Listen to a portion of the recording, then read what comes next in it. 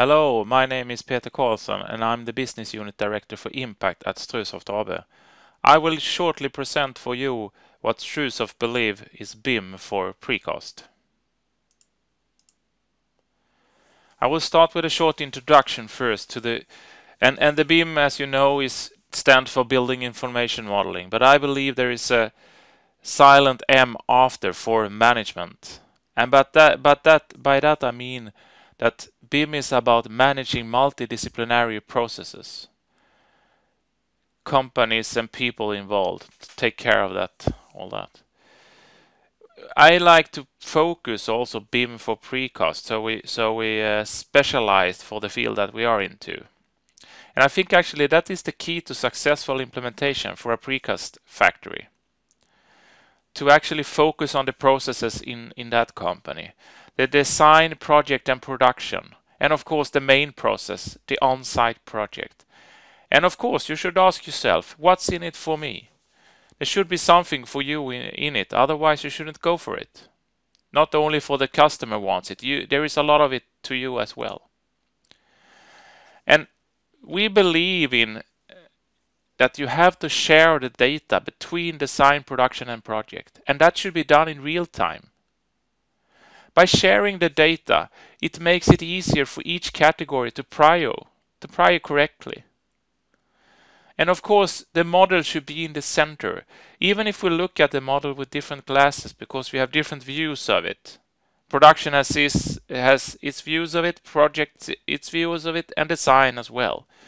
But if we are all looking at the same model and our different views can be shown there, I think all the people see the main goal, the on-site project. And this doesn't require that we all have same mindset, all of us, because we are different categories of people in a project. But it requires us to work with BIM to achieve, the goal is the on-site project, to achieve better results there. BIM is a way of working and not a software. That's why we believe that the software should support the process of the company and not the other way around. But of course you need to rethink, you need to change your processes to get to high-level BIM. We believe that you have to produce early 3D models, because the 3D models is the skeleton for the whole planning process. And if they are not available in an early stage, it's very hard to plan. Either you plan for tender, design, production or erection, you need some structure to lean on. Of course, in the start it will be very rough, but later on you can add the flesh to the bones.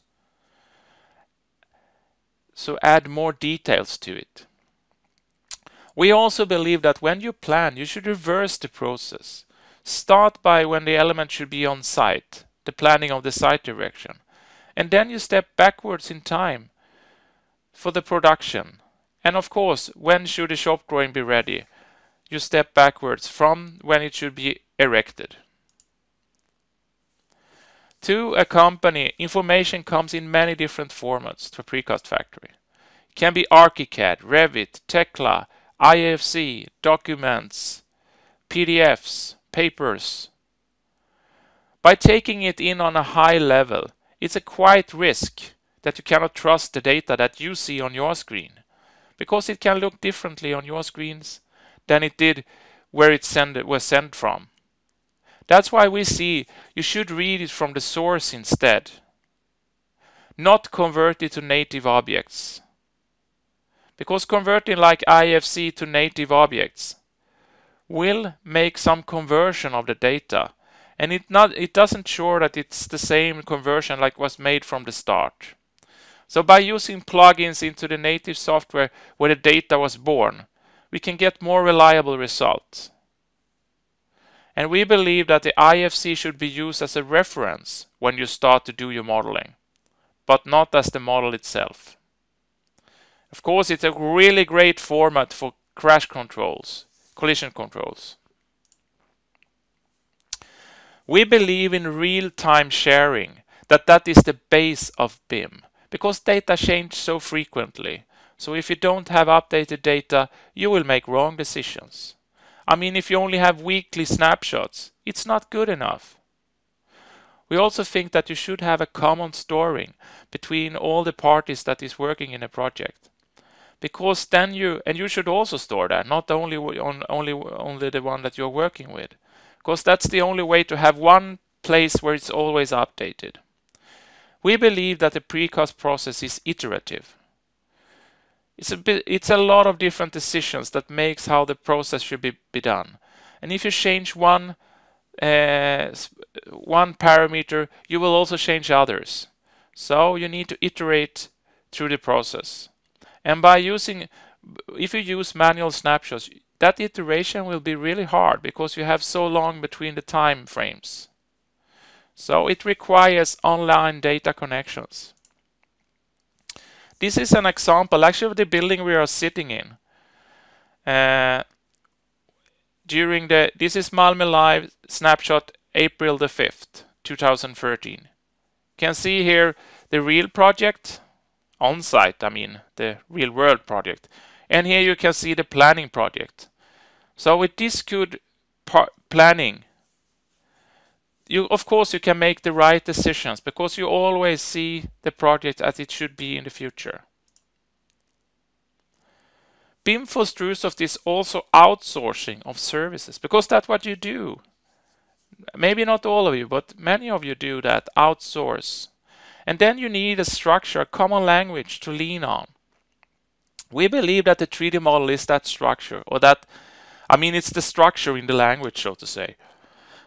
And by binding information to the 3D model, you can add all the dialects and get the people to understand it, whatever country you are into.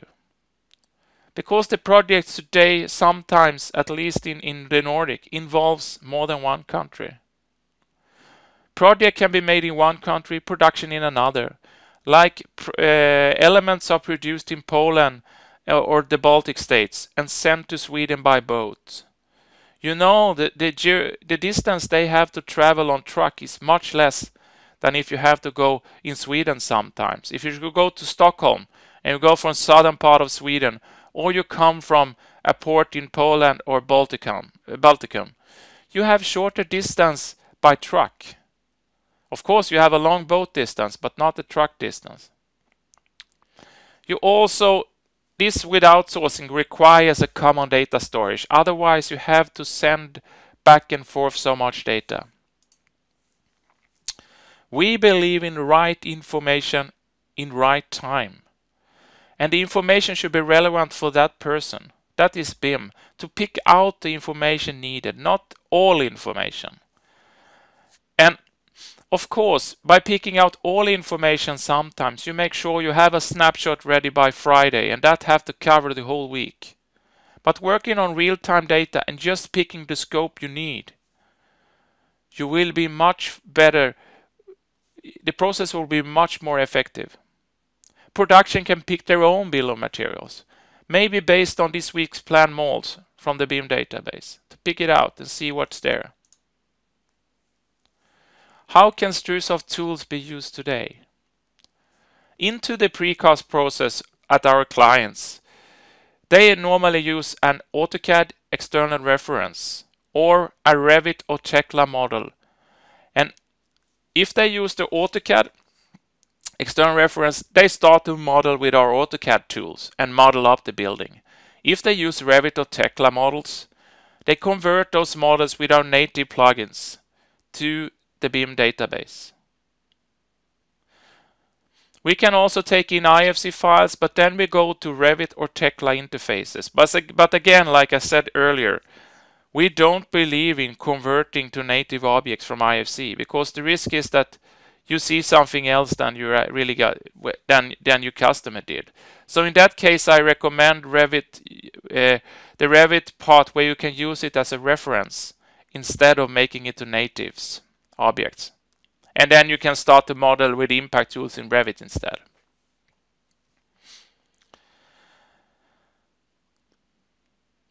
Inside a precast company, our customers is interacting between the different departments to our BIM database. They have different interfaces. I will describe this much more in details in the coming slides. And out to the main process, we can deliver IFC files for clash controls. And of course, to that IFC files, we can also add property sets with data, more data about the element. We can add mold date. We can add component information to say that that casting material is a bolt of that type or whatever. You can also add dates and statuses, lift types, stuff like that. Our customers today, they use our tools. They can, at least, not all of them are doing it, but they can start to make a rough 3D model. And what is rough? What do we mean with that? With rough, we mean that not all element connections are solved. And normally no shop drawings are produced. And then they can use, to get in that information, they can use our base tool, either in AutoCAD, Revit, or Tekla. All of them are connected to the BIM database. Project then continues to make the rough planning. They use the design 3D model, the rough 3D model, and start to plan the site direction. And then they step backwards in time from delivery or transport to storage and production. And of course, they end up with planned the drawing date so that the design knows when they should make ready shop drawings or production drawings. With the help of this, they use a model-based software, the project manager, that interacts directly with the BIM database.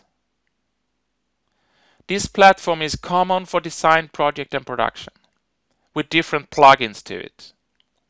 In that software, they can simulate time and erection sequence. They can check against project cranes when they plan the erection. This is how the simulate look like. You're actually playing it up. Of course, this is just snapshots from when I simulate. So by using this simulation feature, they can actually see problems virtually before they ends up in actual production. Production then continues with the fine planning. They use the time frames from the rough planning. Simultaneously design work with detailed design. So that is running, of course, based on the planned production dates that project was taken ready for them. And production then plan their molds and beds to be as effective as possible with the frames given from project. And this they coordinate with storage and transportation. To their help, they have, of course, the project manager, but also a factory-based software called the resource manager. And that one interacts directly with the BIM database as well, just like the project manager. But the scope is the factory and not the project. But you can see the elements from different projects now. You can see here down here that you have hollow core molds. So you can see all your molds and you can have elements from different projects there. Then they have a tool, a more mobile tool, the element tracker, that interacts directly with the BIM database also. With that tool, they can report storage location, they can set element as loaded, or they can reject elements. In the model viewer, the project manager, production can plan the transport and visualize the truckloads. They can get complete overview of the project. And this they can, of course, share with the transport company by sharing the connection to the database. And then they can see the corresponding item in the model. So if they look at the load, they can also see which elements are that in the project. They can also plan their cost and visualize the production. And again, they can see the actual elements in a project as well.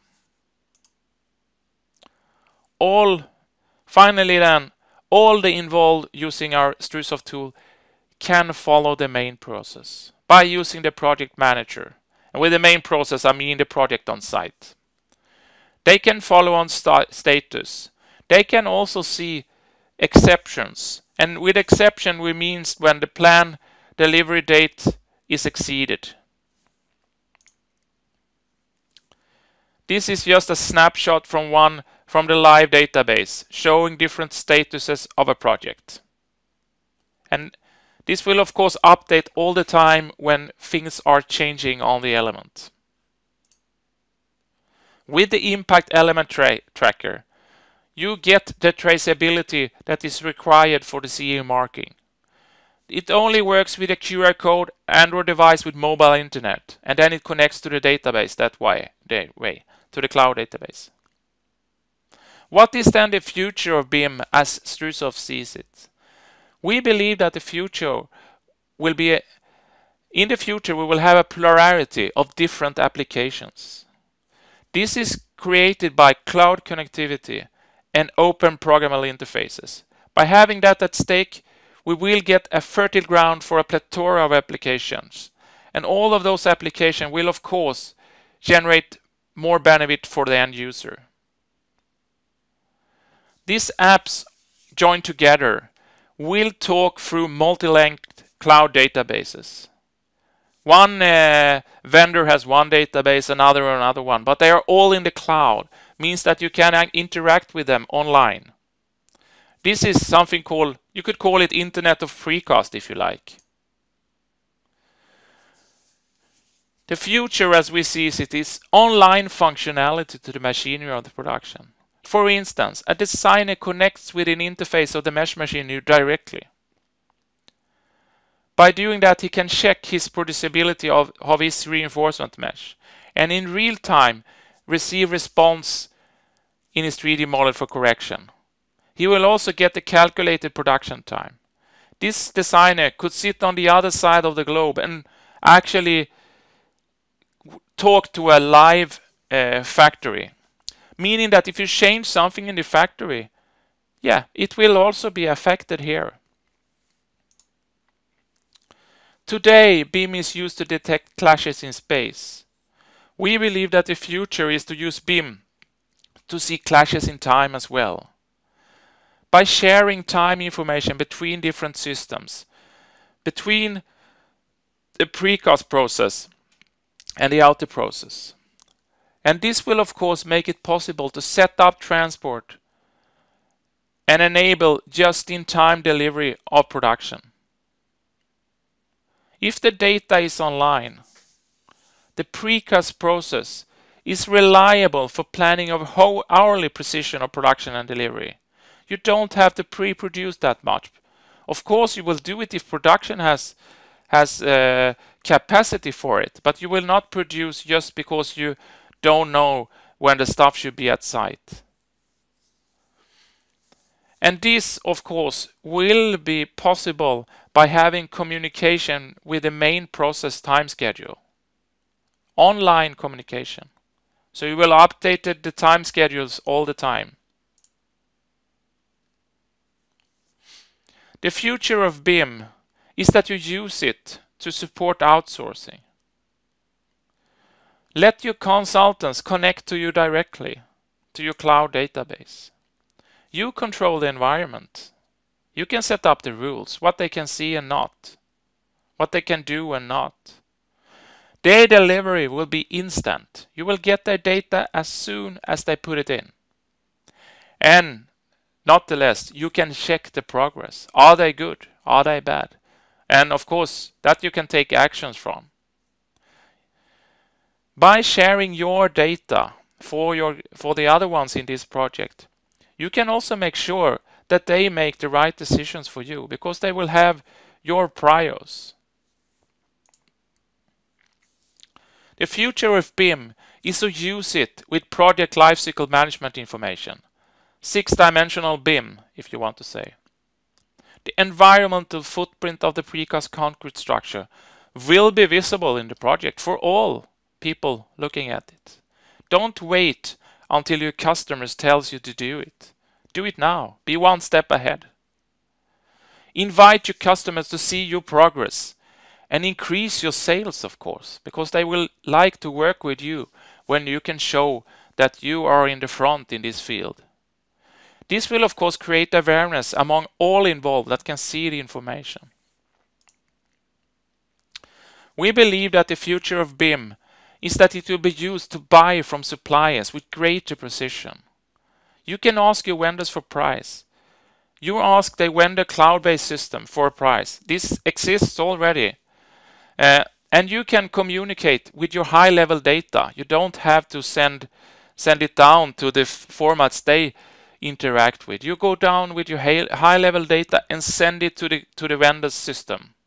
The vendor system, of course, that can involve human interaction at the vendor side. Respond with price and delivery time. And of course, the vendor will check, is it possible to produce that mesh or whatever you are buying from the vendor like you want it? And if the vendor fulfills your expectations, you can accept the order and place it directly. With this, it will be possible to get competitive tendering without long response times.